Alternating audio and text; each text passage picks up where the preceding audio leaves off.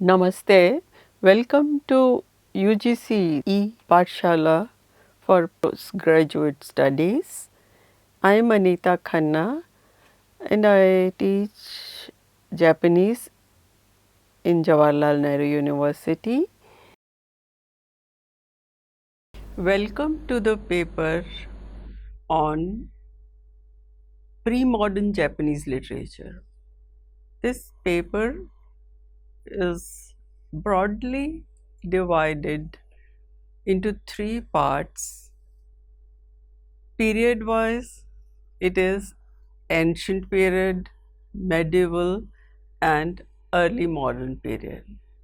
The ancient and medieval literature you will find in the Japanese text as Chuko Bungaku.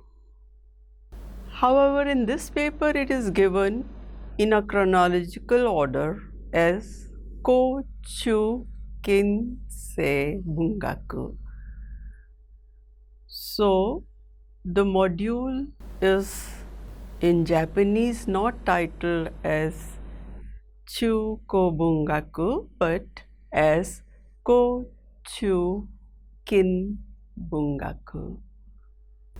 Let's look at the objectives of this paper.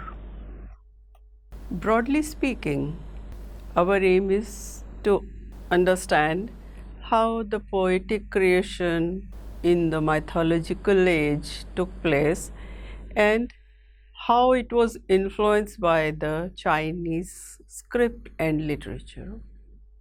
How the creation of nation states of Yamato gave impetus to the development of Japanese literature, especially the written literature. How the advent of Buddhism influenced literary creations in the form of Kanyaku Butten, which means the Chinese translations of Buddhist scriptures. Next, under the influence of Buddhism, how the Japanese prose flourished. Next, under the influence of Buddhism, how the Japanese prose flourished in various forms of fiction, poetic diaries, miscellaneous essays, entertaining tales of humor and wit, as well as historical narratives and tragic tales of warfare. Ultimately, it heads towards the modernity with an impressive lucidity to adapt to the diverse changes in the Meiji period. Now look at the contents. Content-wise, this course is divided into 8 parts, or I would call 8 units, with 4 papers in each unit. Unit 1. This part deals with the chronology of ancient period extended up to Middle Ages in order to present an overview of the overall scheme. Next, it deals with the cultural aspects of ancient period and throw further light on the various aspects and keywords of ancient culture. Let's look at Unit 2. The 4 papers in Unit 2 throw light on the ancient-most work of Kojiki and Fudoki. It starts with the explanations about Kojiki, which is also called the records of ancient matters in English, and deals with the preface of this Japanese epic.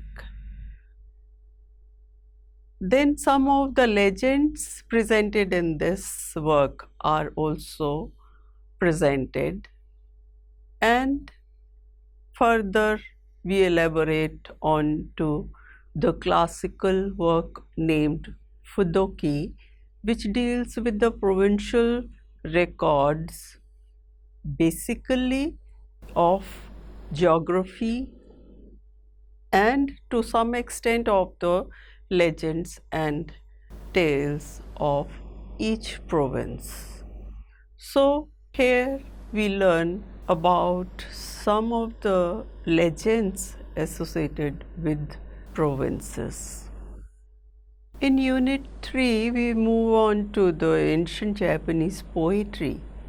Here, with the first largest collection of Japanese poetry called Manyoshu, we learn about its poets and move on to the first Japanese poetry collection, Kokinwaka Shu, in vernacular kana script. The emphasis on the preface of Kokinwaka Shu and deals with how the Japanese poetry called waka developed and flourished. Next, Unit 4 deals with the fiction called monogatari in Japanese. It gives a classification of the types of fiction which prevailed in Heian period and further elaborate on to give an outline of the famous epic, or rather the famous novel called Genji Monogatari.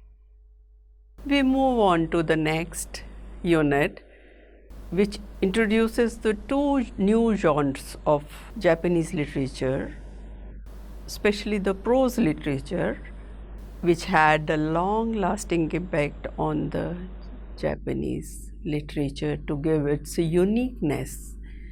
And these are the poetic diaries and miscellaneous essays. In Unit 6, we study about how from aristocracy the warrior class came to rule the society and politics, and the narratives of war literature called Gunki Monogatari are discussed. Also, a special style of entertaining tales called Otogizo-oshi, which were popular during the subsequent Muromachi period, the period of Ashikaga shoguns, and how it culminated into the early modern period, which is called Kinsei. Unit 7, we learn about the works of Tokugawa period from Genroku period onwards, about the society, about the Geisaku or the popular literature, and the country that under the rule of Tokugawa shogun did remarkable progress in literacy and so the readership. Next, finally, under this course, we will study about the theme which are based on, or rather influenced by, Buddhism in Japanese literature, with reference to Buddhist scriptures, as I mentioned earlier, as Kanyaku Butten and Setsuwa, the discourse narratives. After studying this course, the learners will have a comprehensive understanding of the key terms and vocabulary associated with pre-modern Japanese literature, how it developed from the oral to written literature with the changes in the script, concepts, and the readership. You will also understand that how there has been a consistent development in both poetry and prose since the ancient times, with the poetic meters of 5757 of Kojiki lasting even till date, and also a unique blend of poetry and prose, or rather prose and poetry prevailed, with the consistent progression in the combination of poetry and prose, or rather, prose and poetry prevails. Keywords of this module, number 25 of paper 15. Kotodensho, oral transmission or handing over of source material through the word of mouth before it is codified from one generation to the other. Norito, the ritual Shinto prayers. Shinto is the native Japanese religion, and the Shinto prayers in the ancient times were recited at the ceremonies and rituals associated with various elements of nature like sun, moon, wind, rain, sea, etc. Although these existed in oral form and were transmitted from one generation to the other, these were carefully composed prayers. And the key factor or the key concept that gave them the literary form was the concept of mana, which means that magical power lies in the word, the way one speaks and recites it. And if a word is mispronounced, then it doesn't bring about the desirable results. This concept in Japan is crystallized in the form of a term called kotodama. Kotodama is a combination of two kanji characters. One is koto, kotoba, and the other is tamashi or rei. The first kanji means word, and the second character means spirit. The Norito exercised a strong influence on the later poetic forms. These prayers were later codified and standardized in a work called Engishiki, which means the code compiled in the Engi era. The content of these poems or prayers was based on plantation and fertility rites. Also, there were prayers for longevity and prosperity of the Yamato state. There were prayers to ward off evil and impurities. Needless to say, it influenced the poetry of the written form like Manyoshu. Semmyogaki.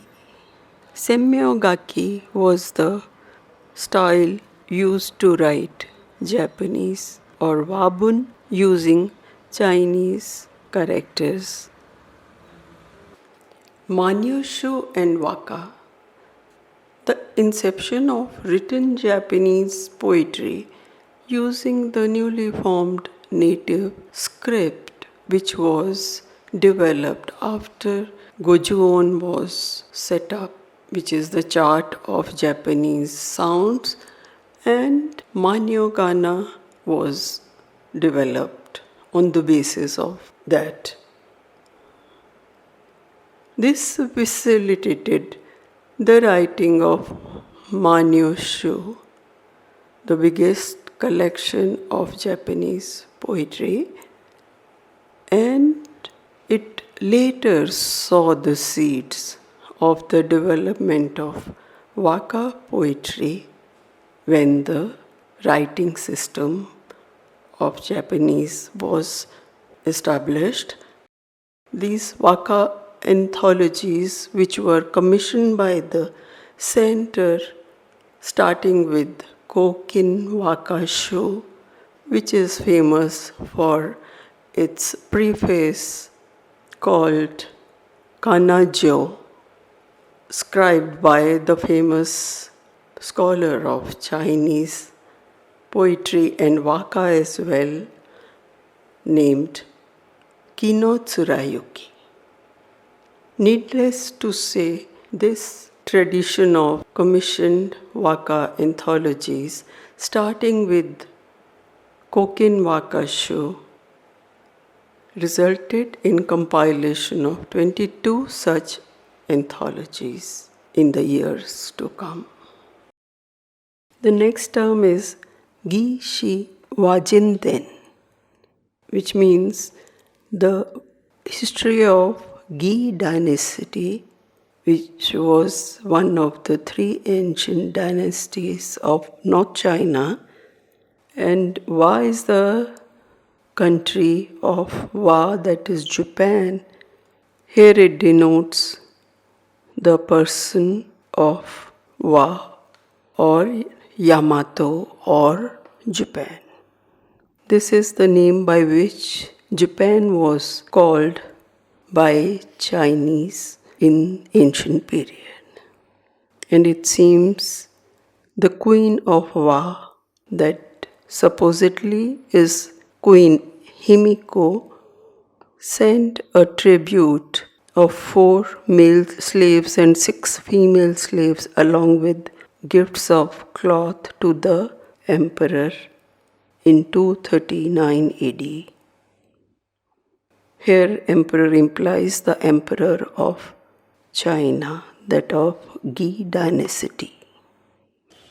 In the Middle Ages in Japan, the concept that was all prevalent or omnipresent in all the literary works is that of Mappo or Mujokan.